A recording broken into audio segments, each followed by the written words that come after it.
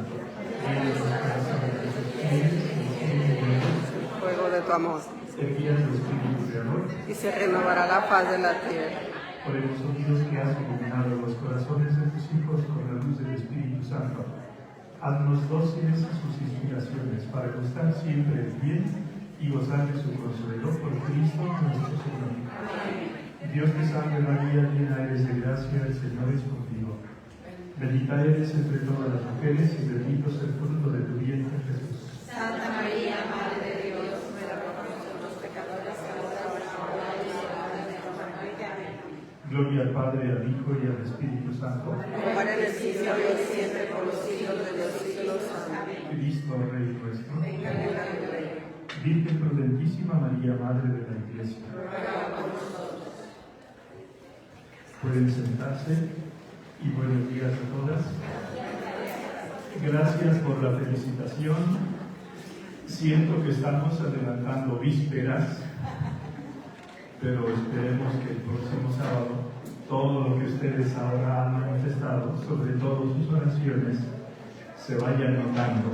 Seguramente se van notando, pero conviene que se siga notando y más, porque al final ganamos todos, ¿verdad? Vamos entonces a continuar nuestra temática de María, mujer, esposa y madre. Vamos a empezar a ver ahora el aspecto de María como madre. Y para empezar, les voy a hablar del significado de la palabra madre y de algunas notas que tengo yo escritas en el libro. Seguramente no son completas.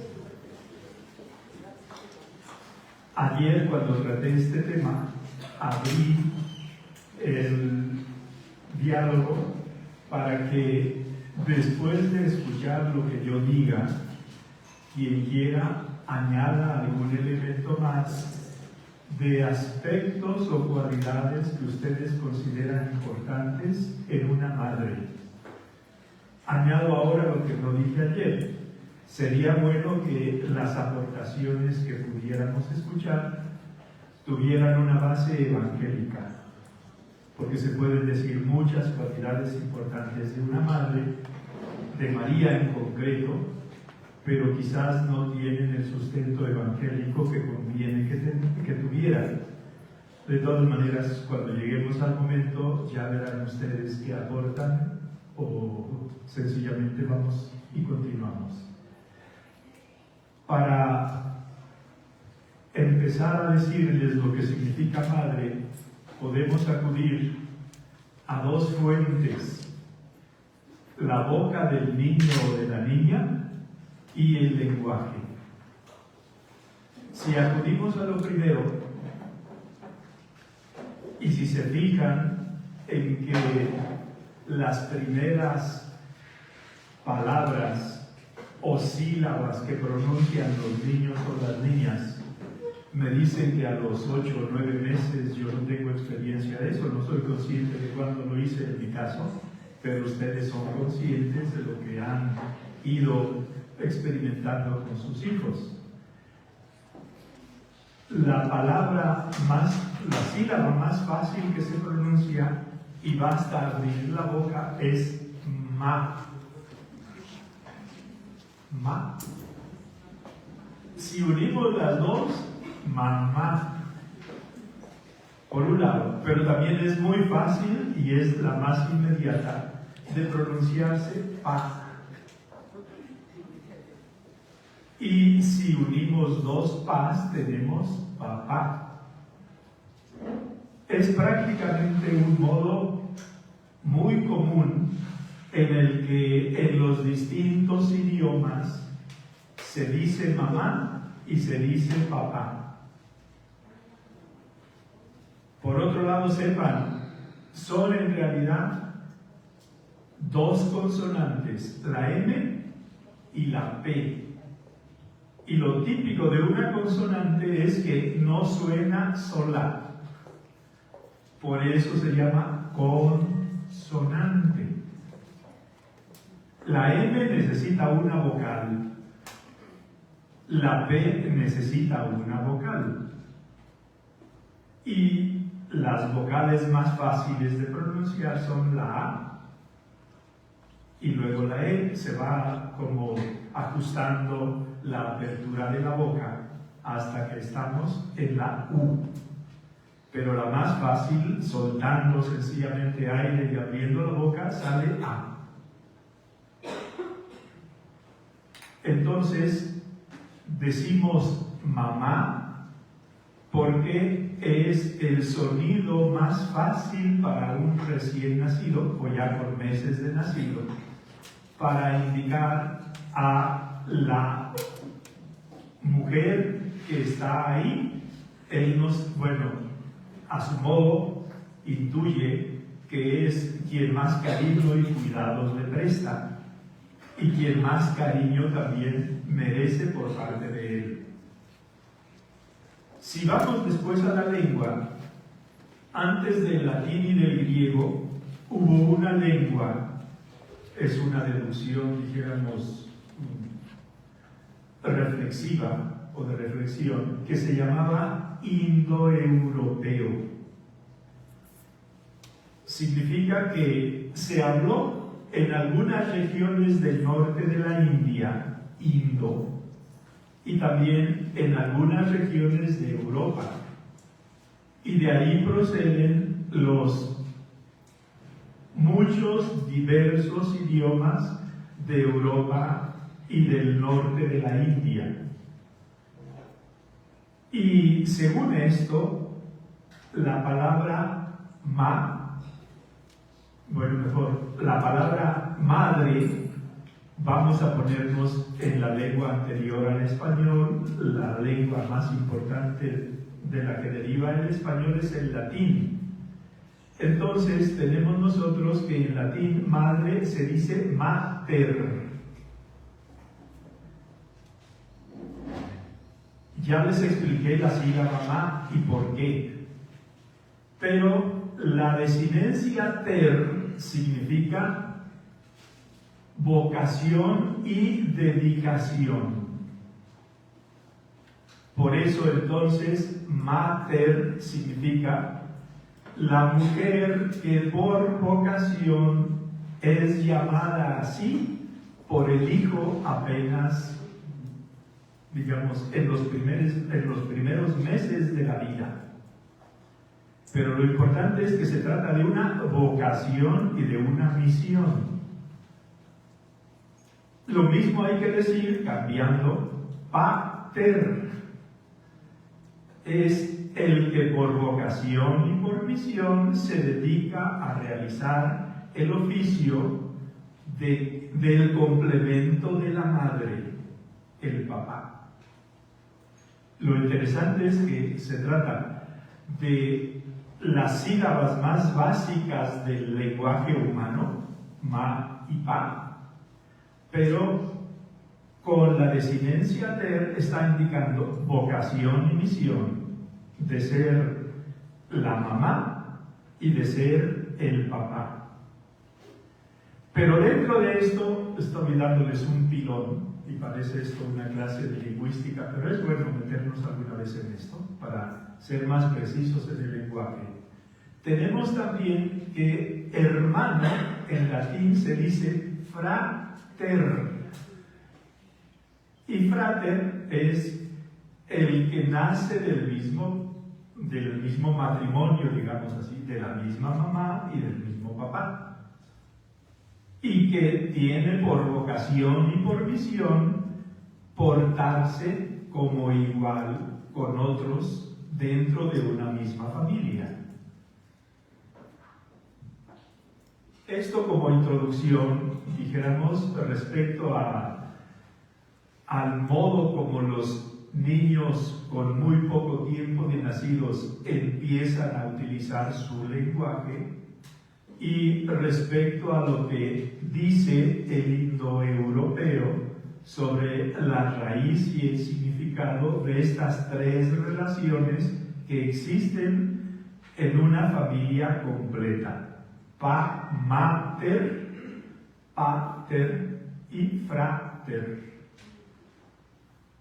Si nos fijamos después en las notas que yo aquí comenté el día de ayer, notas esenciales de una madre, referidas siempre a la Santísima Virgen, porque estamos viendo a María como madre.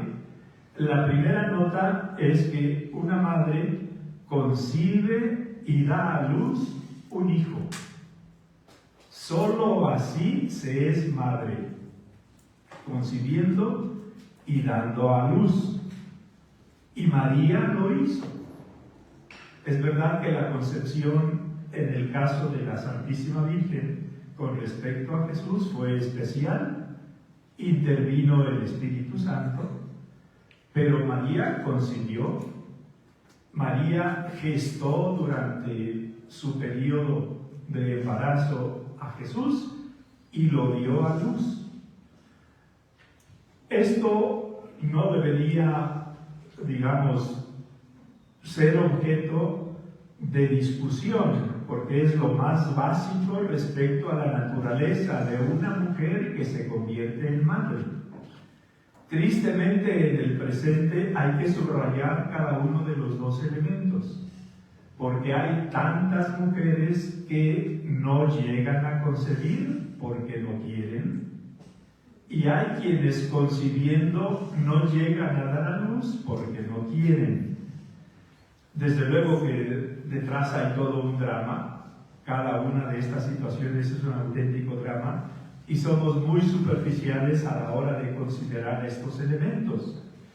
Pero desde luego que es muy importante valorar primero lo que es la vocación y la nota inicial de una verdadera madre, y después ser infinitamente comprensivos y no ser superficiales en nuestras críticas por quienes deciden de un modo distinto respecto a este elemento esencial de una futura madre: concebir y dar a luz. María, entonces, de un modo especial, pero lo más cercano a lo natural, concibió y dio a luz a su hijo. Fíjense además cómo en este concebir y dar a luz, la Santísima Virgen se nos muestra como la mujer más sencilla y más humilde, porque el ángel le había dicho: será grande, será llamado Hijo de David, y Dios le dará el trono de David, su padre, y reinará, y su reino no tendrá fin. Esta es la promesa por parte de Dios. Y si nos fijamos en la concepción, es verdad, fue del todo milagrosa la intervención del Espíritu Santo, pero nadie supo de eso. Y María no anduvo cantándolo. Dios nuestro Señor, a través del ángel, no le dijo: puedes comentar esto con tu familia, puedes comentar esto con José, puedes comentar esto con tus amistades, con tu mejor amiga. No le dijo nada. Y si nos fijamos en el cómo dio a luz, sencillamente le llegó el tiempo del parto y dio a luz a su hijo primogénito en una cueva, porque no había lugar para ellos en el mesón. Vemos, por tanto, esta primera nota de una madre, de la madre de nuestro Señor Jesucristo, que es un modelo para toda mujer y para toda madre. En segundo lugar, vemos nosotros como, en síntesis, la vocación de una madre es una vocación al amor. En realidad es la palabra que lo resume todo. Y qué bien que sea esta palabra, porque es la definición mejor que San Juan, iluminado por el Espíritu Santo, dio de Dios mismo. Dios es amor. Y si nos creó a su imagen y semejanza, nuestra vocación en este mundo se reduce y se ilumina desde la perspectiva del amor. Nosotros realizamos nuestra vocación en la medida en que entendemos que nuestra vocación es el amor. Y un amor en una doble dirección, hacia arriba, hacia Dios, que es amor y de quien procede toda gracia y de quien procede toda luz y de quien procede en definitiva toda la vida. Y en un sentido horizontal, hacia todos los que están con nosotros, que son nuestros hermanos. Por eso, cuando nosotros queremos acertar en nuestra vocación, en este caso concreto en la vocación de una madre, estamos acertando si apuntamos al amor, que en definitiva sintetiza todas las virtudes que necesitamos en los diversos momentos y situaciones de nuestra vida, como lo iremos viendo ahora. Quien dice amor, referido al hijo recién nacido, tiene distintas manifestaciones. Primera, el alimento. Una madre manifiesta inicialmente su amor por el recién nacido alimentándolo, es decir, dándole la posibilidad de que esa vida vaya creciendo y desarrollándose de un modo adecuado, en las primeras etapas de una manera y en las etapas siguientes de otra manera. Pero la primera responsabilidad, digamos así, que tiene una madre respecto al hijo recién nacido es alimentarlo, porque de esa forma es consciente de que su amor es un amor concreto, su amor es un amor continuado, su amor es un amor delicado, que se va adaptando a las posibilidades de ese pequeño ser, hombre o mujer, que tiene delante de sí, y al que va de esta manera ayudando a que se desarrolle de una manera sana, para que todo lo que pueda realizar en la vida tenga la ventaja de una alimentación correcta. Nosotros quizás no valoramos tanto esto porque habitualmente vivimos en este medio, pero fíjense ustedes en tantas circunstancias y situaciones de madres con hijos recién nacidos que están en unas situaciones particularmente difíciles. Piensen un poquito en Gaza, piensen un poquito en Palestina, piensen un poquito en Ucrania, piensen un poquito en las distintas naciones que se encuentran en guerra o en discordias sociales y civiles más serias que las que nosotros tenemos, que todos las tenemos de alguna manera. Entonces, lo que para nosotros es algo que se da por supuesto, en realidad no debería darse por supuesto. Y es algo que nosotros tenemos que valorar y que tenemos que saber agradecer a Dios nuestro Señor. El hecho de que nos haya permitido nacer donde nacimos y en su caso de haber podido dar a luz a los hijos que el Señor les ha enviado y de haber podido ayudarles con esta manifestación de su amor que es el alimento. Si avanzamos un poquito en este tema, hay que decir que así como el cuerpo necesita un alimento, también el alma necesita un alimento. Y aquí está otra de las notas esenciales de una buena madre, y es la educación. Educar, les recuerdo,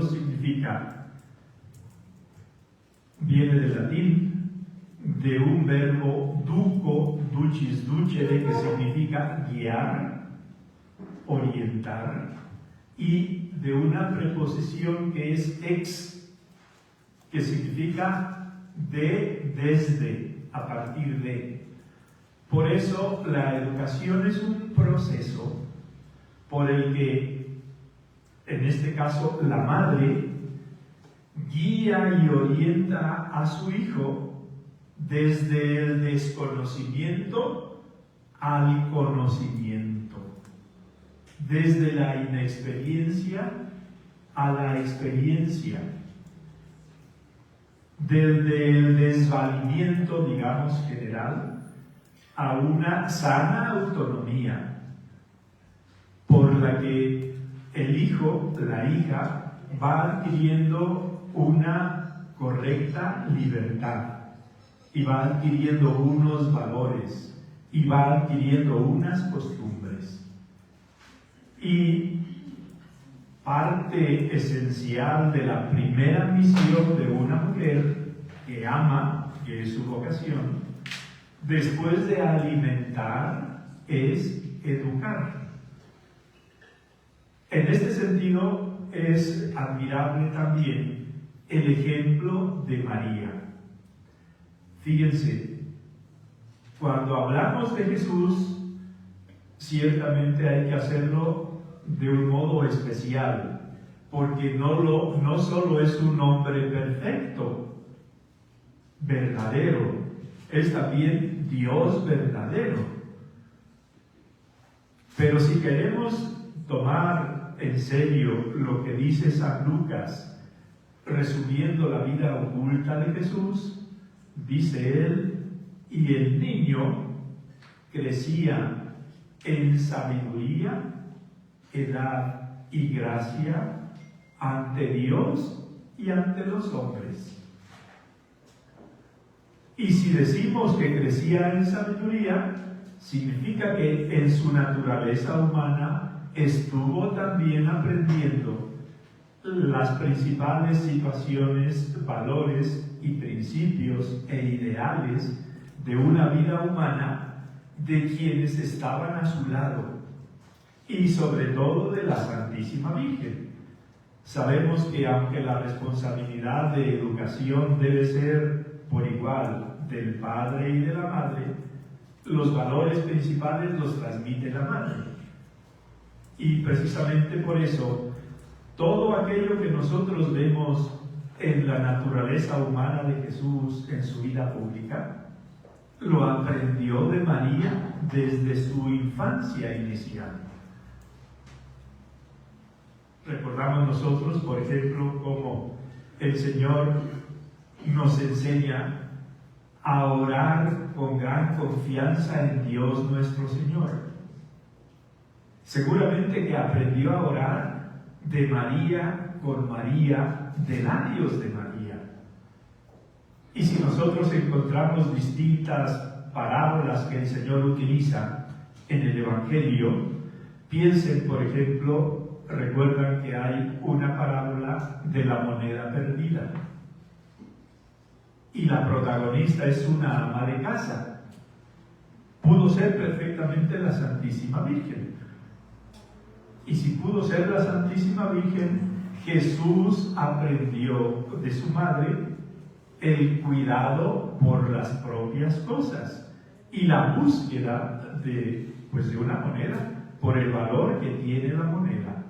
Y esa experiencia humana que aprendió en su casa le sirve después como iluminación de su evangelio, porque lo que hace el ama de casa con una moneda perdida, buscarla hasta hallarla y alegrarse por encontrarla, lo hace Dios nuestro Señor por cada uno de nosotros. Nos le perdemos en ocasiones, nos busca, se las arregla para que lo encontremos y se alegra enormemente porque nos ha encontrado. Recordamos nosotros otro pasaje para que advirtamos cómo hay tantos elementos en la naturaleza humana de Jesús que aprendió de su mamá. ¿Recuerdan ustedes cómo dice el Señor en un momento que ni Salomón con toda su gloria se vistió nunca como uno de los lirios del campo? La observación de la naturaleza es una lección muy importante que Jesús aprendió en su naturaleza humana.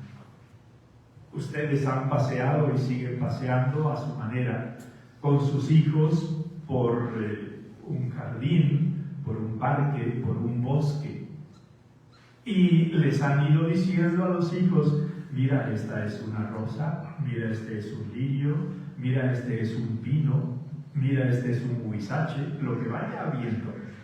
Y el hijo lo va aprendiendo, porque una de las características de los niños en las primeras etapas de su desarrollo es que son como unas esponjas. Cualquier cosa que se les dice, la guardan. A nosotros nos cuesta ya tanto guardar cosas en la memoria. Yo creo, entre paréntesis, que es porque no la hemos ejercitado. Y se suele decir que la memoria es como un músculo. Si la ejercito, se desarrolla. Si no, se atrofia. Entonces, los hijos, sobre todo en las primeras etapas, pensemos en el kinder o en la primaria, pues sin esfuerzo retienen lo que escuchan. Bueno, Jesús también fue niño, y si fue creciendo en sabiduría, edad y gracia ante Dios y ante los hombres, fue por lo que le aportaron sus padres, de una manera particular la Santísima Virgen. Por eso la educación de los hijos. Y por eso la educación de los hijos, pues es un valor tan importante que nada ni nadie puede obligar a unos papás a una educación que no quiera para sus hijos. Y de aquí que los padres sean los primeros responsables de la educación de los hijos y de los frutos de esa educación. Es verdad que después los frutos no dependen solo de la voluntad y de los esfuerzos de los padres, de las madres en concreto. Dependen también de muchas otras circunstancias. Y esas circunstancias son el ambiente en el que vive, las amistades que tiene, los influjos que va recibiendo fuera de casa, incluida la escuela, porque en ocasiones la escuela no va exactamente de acuerdo con los valores que nosotros queremos. Pero esto es parte de la vida humana. Afortunadamente, en el caso de Jesús, pues tenemos la enorme ventaja, primero de la madre más santa, luego del padre más santo, y luego de esa naturaleza humana perfecta que tenía Jesús. Por eso, todo lo sembrado en Jesús, por María o por José, dio exactamente el fruto que ellos esperaban. Y más todavía. No es así en nuestros casos, porque pensemos en Santa Mónica.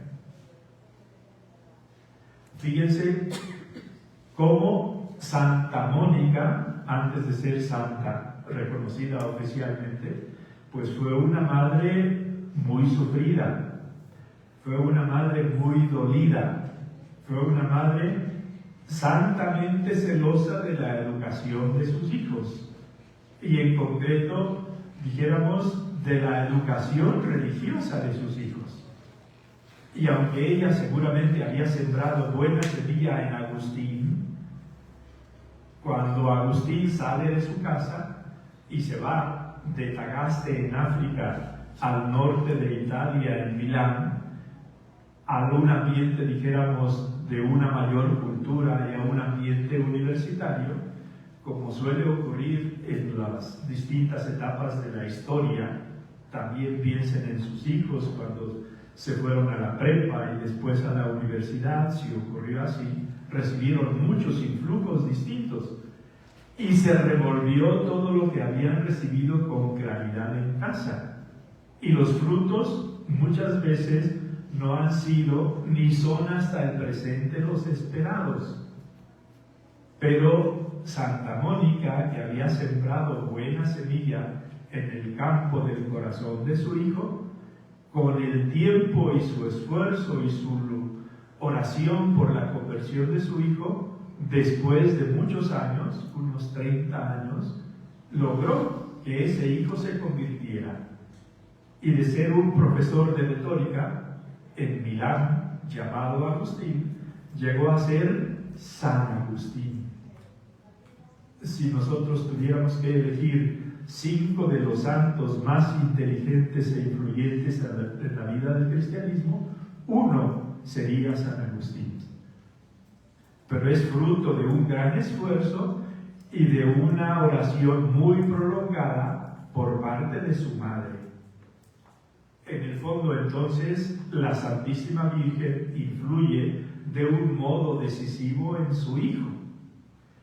Y no es que el hijo en todos los momentos actuara como esperaban sus padres. Recuerden cómo se les perdió a sus 12 años en Jerusalén. Y recuerden cómo esa pérdida duró 3 días, que se puede explicar diciendo, en la época de la vida de nuestro Señor, los niños, hombres y mujeres, hacían sus viajes por separado. Y los niños podían estar con el papá o con la mamá. Y era el caso de Jesús. Si no hubo problema cuando se desplazaron de Nazaret a Jerusalén, al volver sí hubo problema. Y el problema fue que María pensó que Jesús iba con José y con los hombres en su viaje de regreso. Y José pensó que Jesús iba con María. Y como solo se veían al final de la jornada, el primer día, José se dio cuenta de que Jesús no venía con María y María se dio cuenta de que Jesús no venía con José. Y lo que había sido un viaje placentero empezó a convertirse en un viaje angustiante. Primer día. Segundo día, desandan lo que habían caminado el primer día. Y tercer día lo encuentran en el templo. ¿Y qué le dice María? Hijo, ¿por qué nos has hecho esto? No me has hecho esto, sino nos has hecho esto a tu papá y a mí. Mira que andábamos buscándote angustiados. Pero Jesús les responde, ¿y por qué me buscaban? ¿No sabían que yo debía estar en las cosas de mi Padre? Por tanto, no es una desobediencia de Jesús, es una falta de, de memoria asimilada por parte de María y de José para estar preparados para la sorpresa que algún día, o las sorpresas que algún día les daría el Hijo. Porque si dice, no sabían que yo debía estar en las cosas de mi Padre, está diciéndoles, ya les había advertido a ustedes que alguna vez podría ocurrir algo de esto. Y además lo encontraron en el templo, sentado en medio de los doctores, escuchándolos y haciéndoles preguntas. No se había ido de fin de semana a discoteca con amigos, a antros. Estaba en las cosas de su Padre. Y las cosas de su Padre son la casa de su Padre y la doctrina que él, dijéramos, escucha y ante la que reacciona con preguntas ante doctores de la ley.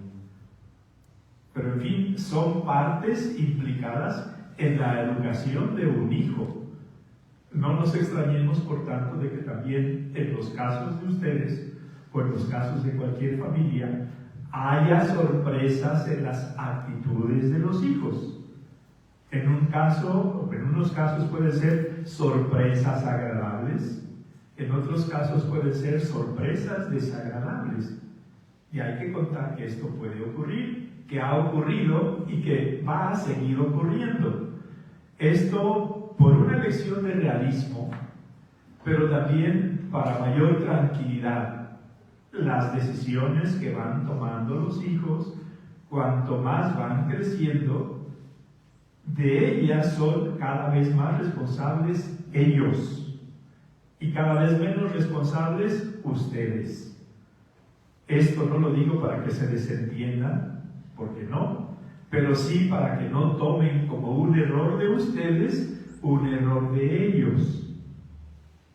No sé si me explico. Sí, ¿verdad? Sí. Y esto es para mayor tranquilidad, para mayor realismo, para mayor espacio de libertad y de responsabilidad que tienen que ir dejando a sus hijos a medida que van creciendo más. Y esto es una parte de la educación. Y la educación de Jesús se ve en su plenitud cuando nosotros lo vemos en su vida pública. Todo lo que tiene él de primer lugar su Padre, después el servicio a los demás, el servicio a los pobres, el servicio a los necesitados, el servicio a los enfermos.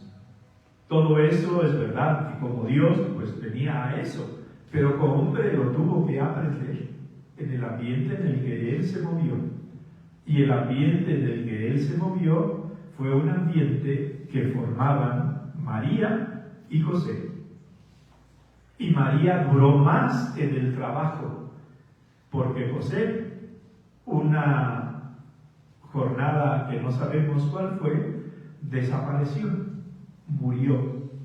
Y María tuvo que soportar su viudez, pero no dejó de ser madre de su hijo, porque le correspondía ser madre de su hijo hasta el final. Entonces está este aspecto de la educación de Jesús, logrado por la Santísima Virgen. Hay otro elemento muy importante que es manifestación del amor y de la educación, y es el diálogo. María, vean, dialoga, tiene con Jesús diálogos profundos, esenciales y eficaces. No conocemos muchos, conocemos uno, bueno, dos, el de esta pérdida de Jesús y también el de las bodas de Caná. Si nos fijamos en el segundo, en el diálogo que tiene María con Jesús en las bodas de Caná, en realidad María solo dice 3 palabras: no tienen vino. No dice más que eso a Jesús. Y luego a los servidores: hagan lo que Él les diga.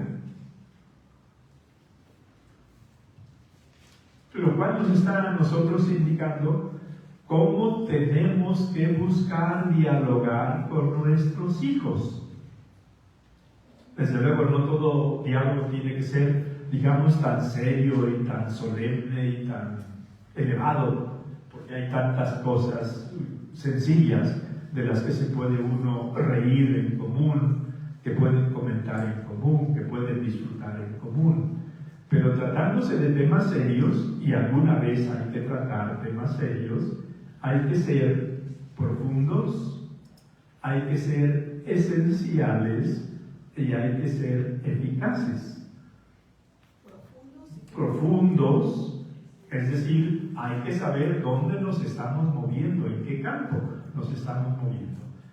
Y estamos hablando en definitiva de diálogos sobre valores, sobre costumbres, sobre métodos, sobre ideales, sobre principios, de honestidad, de responsabilidad, de respeto, de colaboración, de participación, de comprensión, de perdón. Son valores fundamentales que nosotros, más con nuestro testimonio que con nuestras palabras, podemos inculcar en nuestros hijos y debemos inculcarlos. Pero hay momentos en los que, además de nuestro testimonio, conviene que hablemos.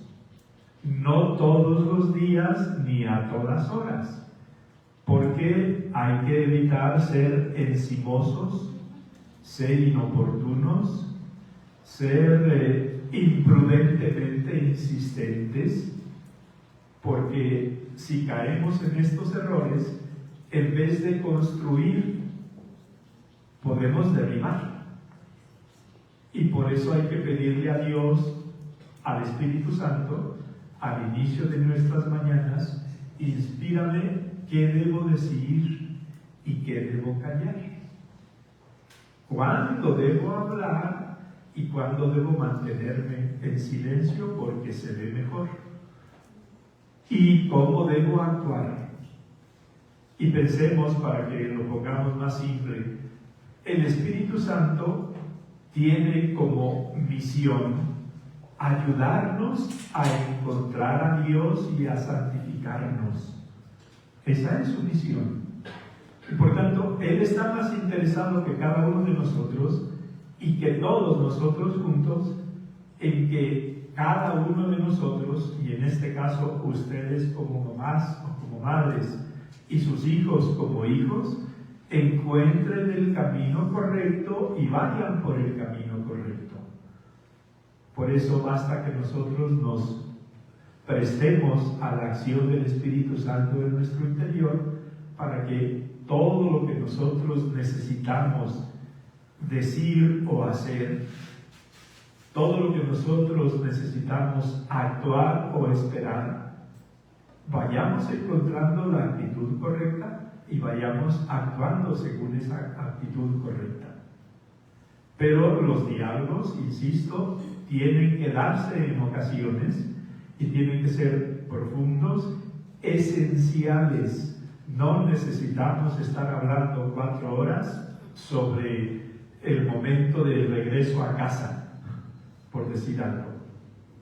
Esenciales. Es decir, en poco debemos dar un mensaje rico y no en mucho un mensaje pobre. Y cada uno de nosotros tiene que medir lo que está diciendo, la importancia de lo que está diciendo y cómo no subrayar excesivamente determinados elementos esenciales y eficaces. Eficaces en la medida en que el resultado dependa de mí, porque muchas veces el resultado no solo depende de mí, que doy un buen consejo, sino también de quien me escucha y de su libertad. Y esta libertad en ocasiones está ofuscada, está limitada, está, también hay que decir, herida. Y por eso, en ocasiones, aunque nosotros sepamos que lo que estamos diciendo, en su caso a sus hijos, es lo correcto, lo adecuado y lo oportuno, encontraremos en distintas ocasiones que el hijo o la hija no lo ve así, no lo considera así, no lo valora así y no actúa así. Y hay que respetar sus ritmos. Si Dios nos respeta libres, ese es el modelo para que nosotros respetemos a aquellos cuya educación se nos encomienda. Fíjense lo que hace el padre del hijo pródigo. Fíjense en la enorme injusticia del hijo pródigo. Primero, ¿quién se atreve a hablar de herencia en la vida del padre? Segundo, ¿quién se atreve a exigir la parte que le corresponde? Y tercero, ¿cómo actúa el padre?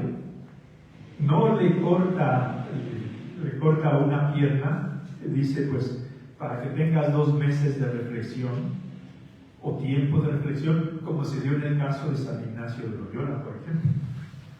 Y así fue cuando empezó su conversión, por una herida en una batalla.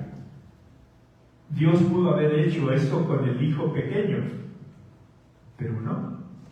Les reparte la herencia y lo deja que se vaya. Y no manda detectives. Y espera. Porque ese hijo está en ese momento ofuscado. Pero el padre lo respeta en su ofuscación. Y esa ofuscación, que le va a hacer cometer más errores, lo va a llevar a tocar fondo. Y tocando fondo, reflexivamente, él va a decir: ¿cuántos trabajadores en la casa de mi padre se mueren? ¿No?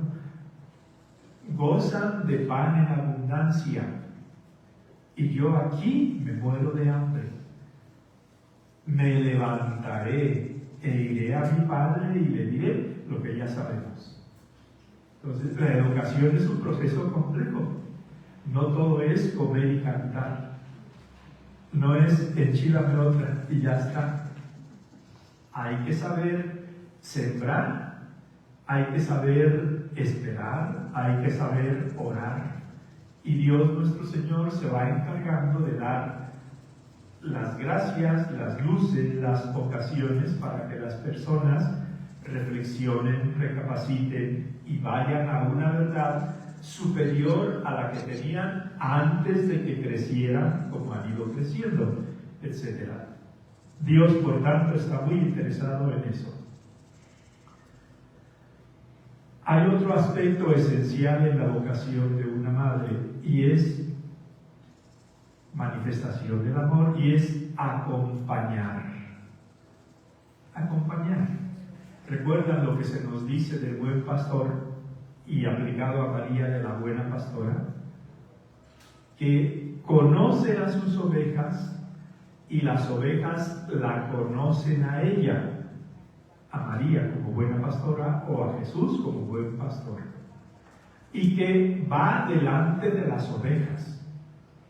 Y esto implica cercanía, y no una cercanía esporádica de tiempo en tiempo, sino una cercanía habitual. Cercanía no significa encimosidad. Cercanía significa no le pierdo el ojo y respeto sus distancias y respeto sus lugares. Y en este respeto muestro yo el amor que le tengo, el valor que para mí representa. Y María supo acompañar a su hijo. Pensemos sobre todo en la vida pública. Llegó un momento en el que Jesús le dijo: tengo que empezar a realizar mi misión más en serio. Te agradezco lo que has hecho por mí y ahora el plan depende solo de mí. María dejó en libertad a ese hijo, pero no se desentendió de él, porque, aunque de una manera muy discreta, el Evangelio nos dice que en una ocasión estaba Jesús predicando en un interior y alguien del grupo le dice: oye, ahí fuera están tu madre y tus hermanos y quieren hablar contigo. Lo cual significa primero que María respetó la libertad de su hijo y no le exigió conocer cuáles eran sus movimientos cada día, cada semana, cada mes o cada año. Pero que no se desentendió porque la relación continuó entre los dos en la nueva situación. Y que se sentía con plena libertad y confianza María de acercarse en momentos que consideraba oportunos, como en este caso, y que la relación entre ellos no se había cortado. Acompañar. Y acompañar significa estar cerca del hijo, estar cerca de la hija, de una manera distinta cuando son niños, cuando son adolescentes, cuando son ya jóvenes y viven en casa, o cuando, como suele ocurrir en la mayoría de los casos, llega el momento en que los pájaros vuelan del nido. Y es una forma distinta de acompañar en cada momento. Pero nuevamente aquí lo interesante es esa actitud de que se es madre hasta el final de la vida. Hace no mucho, unas semanas, me tocó acompañar a una señora en sus 100 años. 100 años, perfectamente lúcida, con movimiento personal tranquilo. Y pues si es madre, es madre de sus hijos y les llama niños hasta el final. Y los niños son de 75 años. Pero pues esa es la relación que no cambia entre una madre y un hijo, independientemente de las edades de los dos. Lo interesante es que estemos atentos para acompañar, por un lado, pero por otro lado para dejar libre. Las dos cosas son necesarias. Y en ocasiones es más importante dejar libre al hijo o a la hija que estar encimosamente con él acompañándolo. Esto, pues piensen, por ejemplo, no sé, en un hijo que decide ser sacerdote o en una hija que decide ser consagrada. Primero, no tiene por qué imponer el papá arquitecto que el hijo sea arquitecto. No tiene por qué imponer la mamá doctora que la hija sea doctora. Ahí hay que dejar libertad. Si no hubiera sido así, Jesús habría terminado siendo un artesano de Nazaret, como José. Pero lo dejaron libre, entendieron que debían dejarlo libre para realizar su misión. Y precisamente por eso tenemos nosotros en Jesús, pues, un hijo formado por el cariño de una madre, por el cariño de un padre, por la cercanía de una madre, la cercanía de un padre, el acompañamiento de una madre, el acompañamiento de un padre, el respeto de una madre y el respeto de un padre. Quedan 5 minutos. Yo tenía mucho más que decir, me quedé en la introducción. Pero vuelvo a lo que les dije. Cualquiera de ustedes que tenga algo distinto de lo que escuchamos que comentar como cualidad de una madre, ojalá que basada en el Evangelio, es el momento de que lo digan.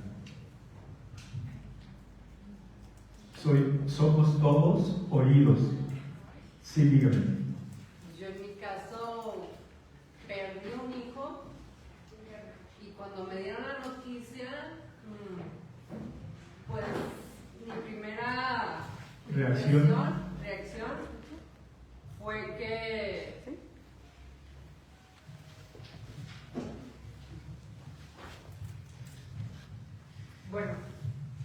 mi primera reacción fue que cómo la Virgen tuvo la paciencia de ver cuando pues le martirizan a su hijo y en ningún momento dijo ¿por qué le están haciendo esto?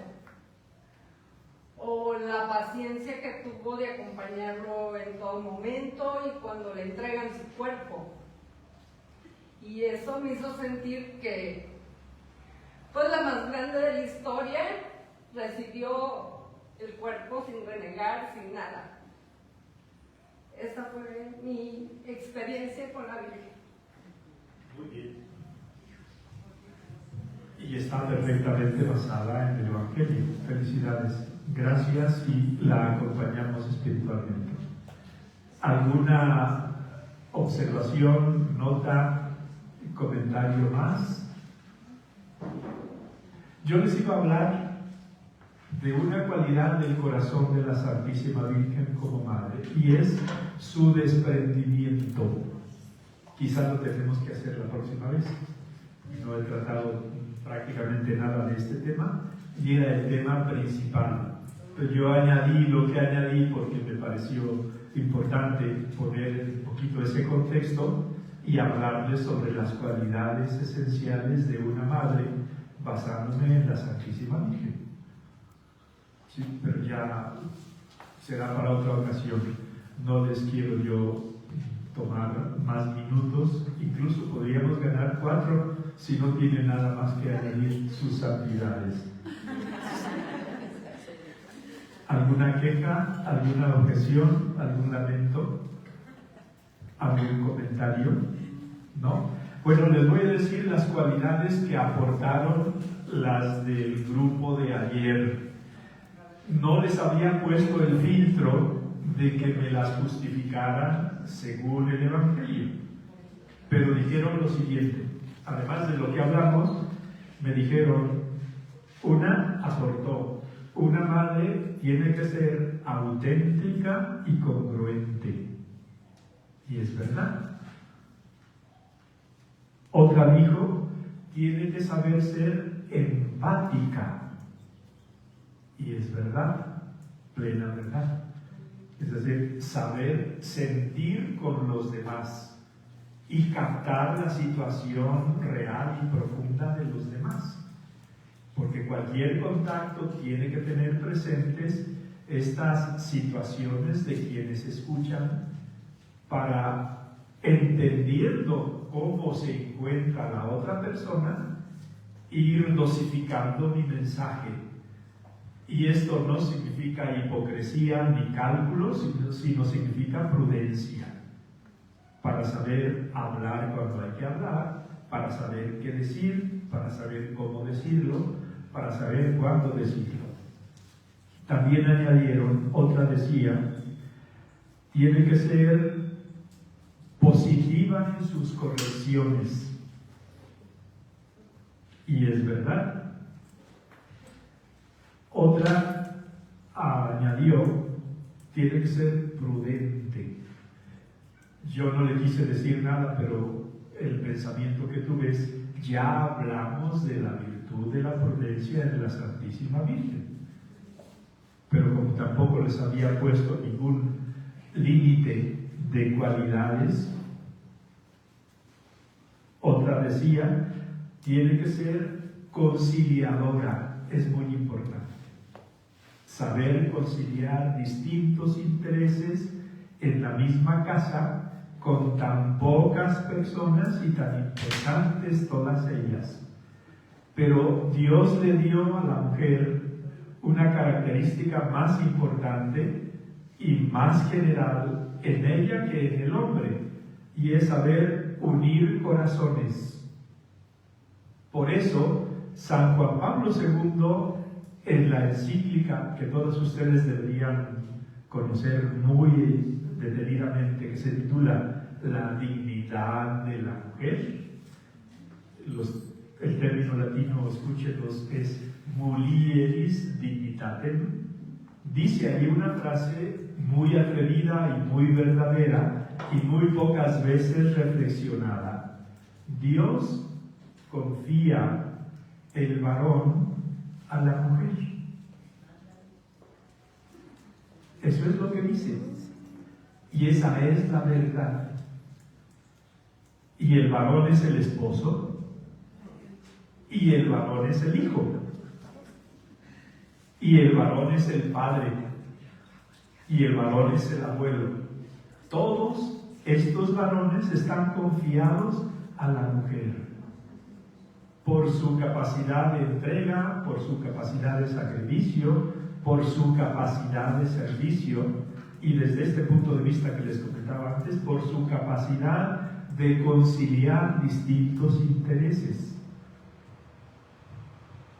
Iba a ser una aplicación a otro campo, pero lo dejo solo como pensado, no lo hago.